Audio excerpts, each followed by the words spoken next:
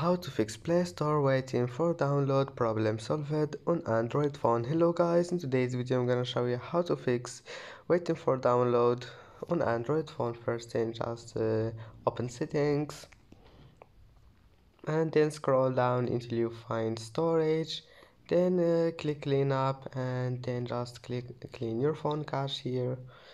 This one, clean it.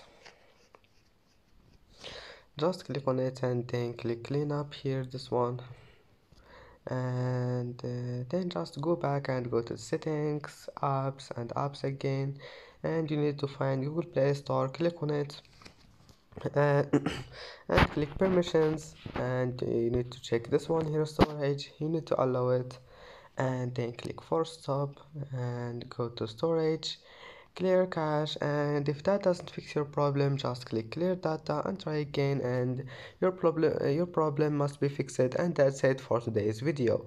Don't forget like and subscribe, and thank you for watching this video until the end, and see you in the next video.